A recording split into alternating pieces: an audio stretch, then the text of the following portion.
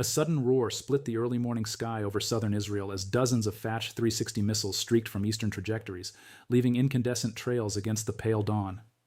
The quiet desert around Nevatim Airbase shattered with sequential detonations, each impact throwing clouds of smoke and debris hundreds of meters into the air. Concrete hangars buckled under precise strikes, and advanced stealth fighters, the pride of Israel's Air Force, erupted in columns of flame. Radar stations transmitted frantic signals, yet interception systems struggled to respond to the sheer density and speed of the barrage.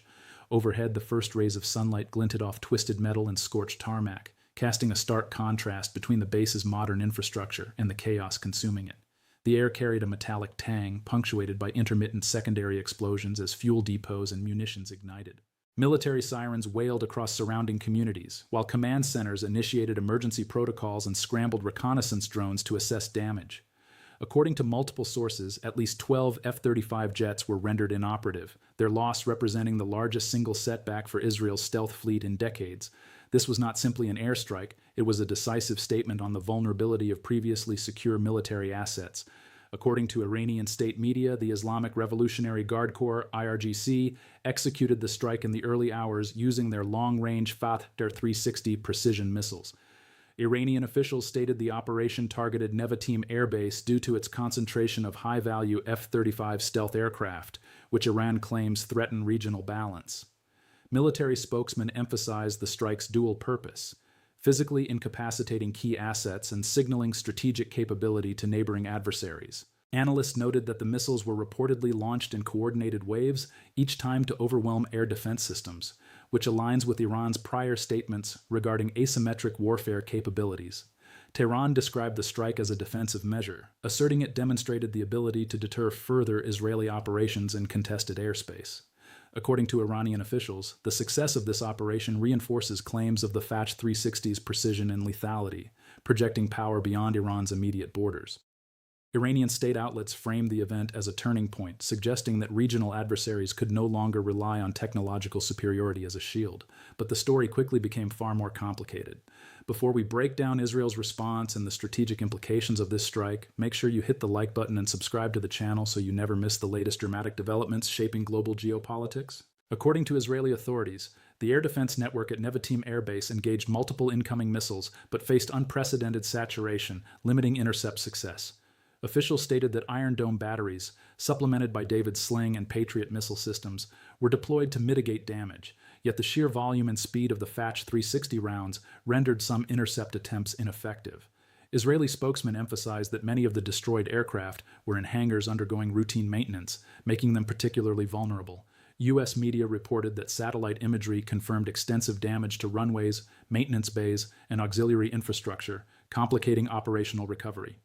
Analysts explained that stealth fighters, while highly advanced, rely on dense support logistics. Their immobilization disrupts sortie generation and air defense coverage across the southern front. Israeli military sources noted that rapid engineering units are attempting damage assessment and temporary runway restoration, though full operational capacity could take weeks. Diplomatic sources suggested Israel was also consulting with NATO allies to evaluate potential retaliatory measures, including counterstrikes or cyber operations targeting Iranian missile command and control. Between these narratives lies a complex reality that analysts are still working to understand. Nevatim Airbase holds a pivotal role in Israel's air strategy, serving as the primary hub for its F-35 fleet, which constitutes the backbone of stealth-enabled strike capability. These aircraft conduct high-altitude reconnaissance, precision targeting, and rapid response missions across contested zones in the Middle East.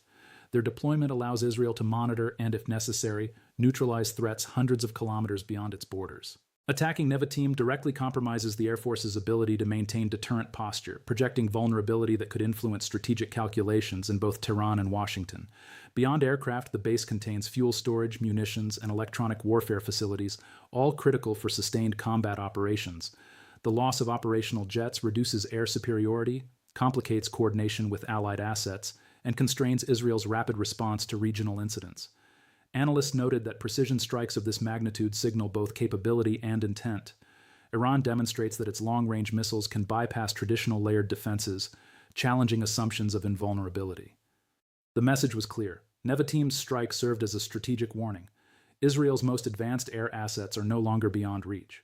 The immediate military consequence is a significant reduction in operational sorties, with Israeli authorities projecting a temporary 30–40% decrease in stealth missions over critical zones.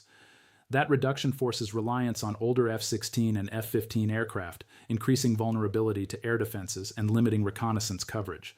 Regional governments, including Jordan and Egypt, expressed urgent concern over potential spillover, deploying additional border patrols and alerting air traffic control for civil aviation safety. That spike in regional alert status has consequences far beyond immediate borders, affecting civilian mobility and energy transportation routes. Global markets responded swiftly. Brent crude prices surged 3.7%, and the Israeli shekel weakened against the dollar, reflecting investor anxiety over Middle East stability.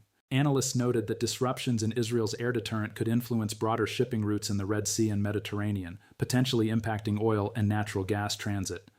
Diplomatically, pressure mounted in the UN Security Council, with emergency consultations called to assess escalation risks. U.S. lawmakers debated potential authorization of additional military aid and intelligence sharing, while the Biden administration convened National Security Council meetings to coordinate with Israeli counterparts. Domestic political response in the United States highlighted concerns over regional stability and defense readiness, amplifying partisan discourse on foreign policy and military investment. Each layer of consequence compounds the previous, illustrating the fragile interconnection between military action, regional politics, and global economics. Iran maintains that the Fath 360 strike successfully disabled key Israeli air assets, demonstrating regional deterrence capability. Israeli authorities maintain that the impact, while significant, reflects vulnerabilities that can be mitigated through rapid repair and strategic recalibration. Between these narratives, the fragile balance of air power, deterrence, and regional influence remains under pressure. Analysts noted that the strike could trigger a reassessment of defensive deployments across the Middle East, affecting strategic decisions from Riyadh to Washington. Observers also highlighted the potential for accelerated arms acquisitions, joint exercises, and cross-border intelligence sharing among allied nations. At the same time, the incident underscores the unpredictability of missile saturation strategies and the need for multi-layered defense planning. Will this strike remain an isolated incident, or is it the beginning of something far larger? Stay tuned for further updates as this situation continues to develop. And don't forget to like and subscribe so you never miss the latest dramatic geopolitical developments shaping the world.